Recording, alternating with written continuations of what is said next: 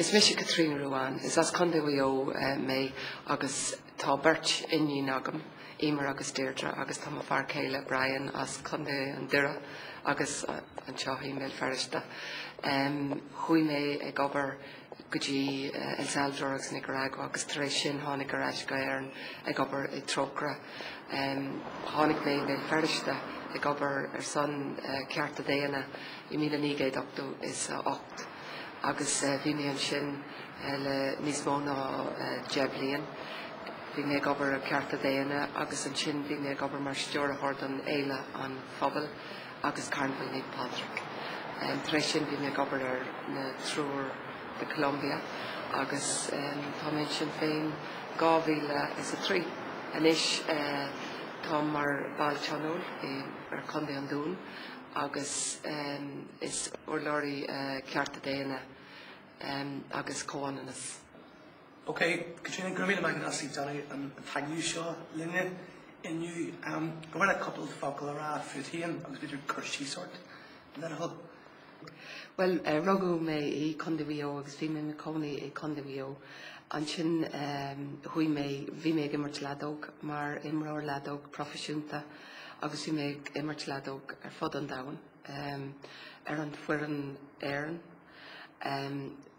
an sin hui me guji an na stajiantiha con scholarship all ach in áit don scholarship ladoga úsáid hui me gobar guji El Salvador agus Nicaragua agus vi me an 3 blian go le ag ober an sin hánig mé ráis guji Balliaclí agus vi me gobar le Trocra son Latin America.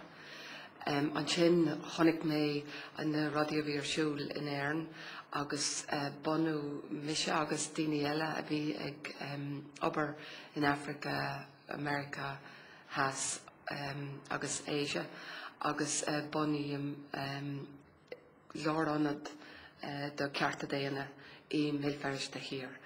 Bhí mé obair ar son cearta déana le Jeblion agus an sin bhí mé mar stewrthór félam phobal agus caihiarlach Carnival Ní Patrick.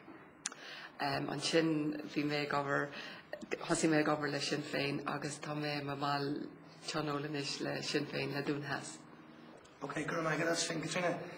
This fits we cover now, I'm sure, the Sinn Féin. And we'll gra on me and lag and all done, no, and me and Shay bonus come again that.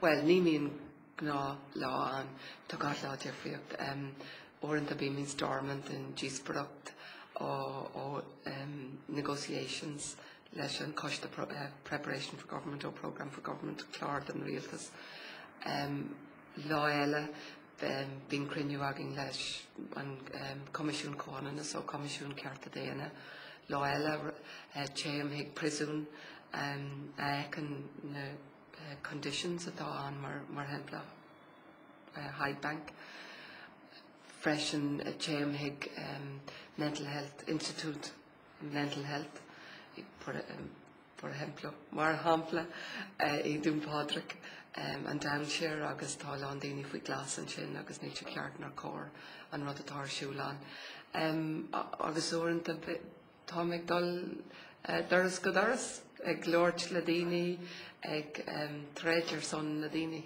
agus a cearta déana.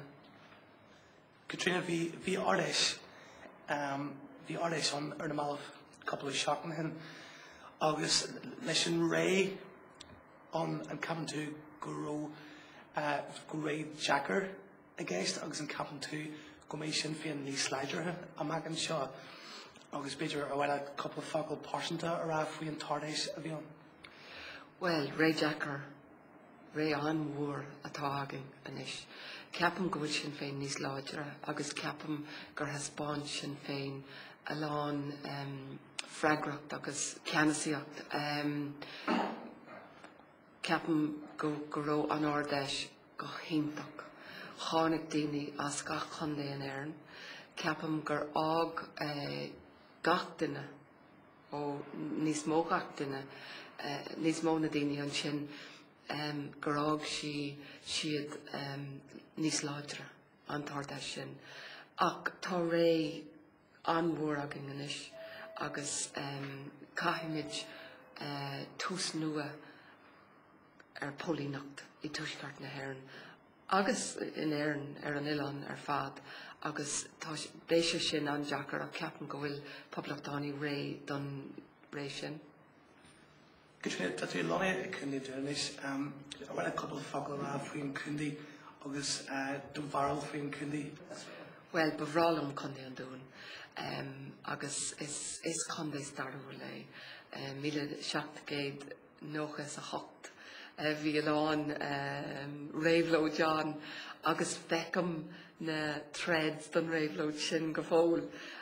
Freisin is áit álinn tá na sléifte go hálinn, tá an loch na hawan agus tá na daoine ionta cinálta. Agus tá gacháit difriocht is constituency an mhór Dún Pádraig, Rinbagillarua, Rathfriland, Ballyhill, tá lán áitina an.